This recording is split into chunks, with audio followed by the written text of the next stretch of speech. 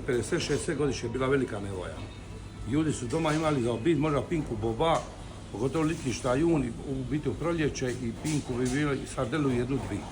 A navečer bi bili, čak bi bili navečer napravili, bila nevoja, nije bilo mesa, nije bilo ribe, ko nije hodila ribe, nije bilo tega. Bili bi uzeli malo čornega vina, ovako, bili bi stavili čornega vina unutra, ovako.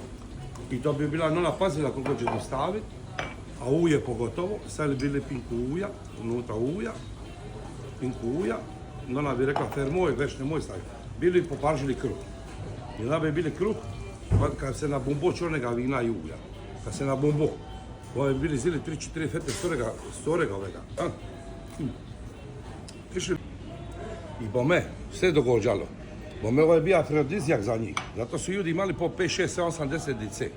To je bio posol, kad su imali puno dice, a pogledaj danas, jedon, nijedon, to je za poludit. Ljudi, ako ste ovo provali, reseni, komentirajte na ovo ste kad provali, da li su vaši neki sori kad govorila i to i činili. A bilo je puno dice, bila je teška nevoja. Ču vam govoriti, to je bila nevoja, ne mora biti veća nego će je bila, pri 60-70 godišnje.